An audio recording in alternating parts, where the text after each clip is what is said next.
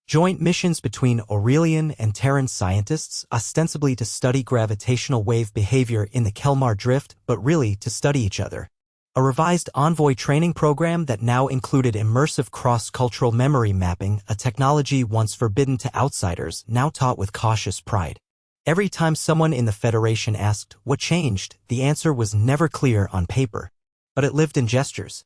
In the fact that an Aurelian dignitary would now clasp arms with a human delegate rather than nod from across a sterile table. In the way our soldiers greeted theirs not with suspicion but with a kind of inherited respect. And yes, it lived in us. In what we represented. Not a scandal, not a betrayal, but a blueprint. Of what could happen when two people from opposite ends of the galaxy looked at each other and said, I see you. Not your empire. Not your title. You. It wasn't easy. We weren't given titles. There was no parade. The tabloids had their time, their headlines, Princess of the Stars, Love Beyond Borders, the human who stole her heart.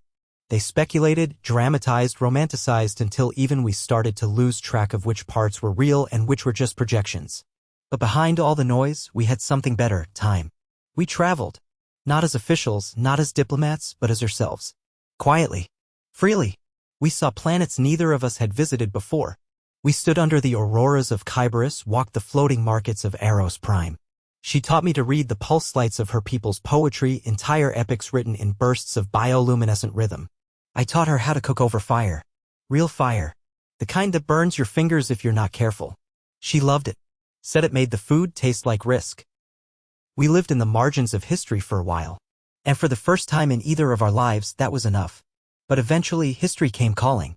A conflict flared at the edge of Aurelian territory, a rebellion led by one of Talyra's cousins, claiming her exile as proof of royal weakness. And Earth? Earth saw instability and sent fleets before words. I remember standing with her in the observation deck of a transport ship, the stars swirling like a curtain about to rise. She didn't speak for a long time. Just stared. Finally, she turned to me and said, this ends one of two ways. Either I reclaim what was mine, or I watch it be destroyed. You're not alone, I told her. You never were. That time, we went together. Not as symbols. Not as shadows. But as leaders, unofficial, unwelcomed by many, yet undeniably present. She stepped into the royal hall in full armor, not the ceremonial kind, but the real thing etched with scars from real battles. I stood at her side, suited for field diplomacy, knowing full well that any wrong word could be seized by either side as proof of manipulation or conquest. But when she spoke, the room quieted. Not because she was heir, but because she meant it. I will not take the throne back for pride, she said. I will not burn my own blood to reclaim a seed of stone. But I will fight for the people. I will fight for the truth. And if that truth means we must evolve, so be it. No one applauded. But no one opposed her. That silence meant more than any cheer. She didn't take the throne, not exactly. She created something else. A council. Made up of scientists, warriors, scholars, even a Terran envoy. Me. They called it radical. Dangerous. Experimental. It was all those things. And it worked. Slowly. Imperfectly. But better than anything that had come before. Our relationship? It changed too. Not with distance, but with purpose. We still argued. Fiercely. She was still Aurelian. Fire and precision and poetry, and I was still human, all instinct and chaos and stubborn heart. But we learned. She taught me how to pause. I taught her how to leap. And somewhere in the middle we built a home. Not a place, not a planet, but a rhythm. A tether that spanned the stars. Years passed. History softened the edges. They started calling us the bridge. Children on both sides learned our story not as a scandal, but as a legend. A folktale with truth in its bones. And sometimes, when I walk through the halls of the new alliance, I hear someone whisper, "Hey, Cutie." It's always a joke, of course. A reference. A wink. But they don't know. Not really. They don't know that the first time I said it, I wasn't trying to flirt with royalty. I was just trying to make a girl with fire in her eyes laugh. And they definitely don't know how she turned bright red. Like a nova holding in all the heat of 1,000 stars. But I remember it all. And when I look at her now, older, wiser, more dangerous than ever, I still see that girl in the memory garden pretending not to smile as I ruined protocol with one dumb, reckless word. "Hey, Cutie." And she still rolls her eyes. But now she holds my hand when she does.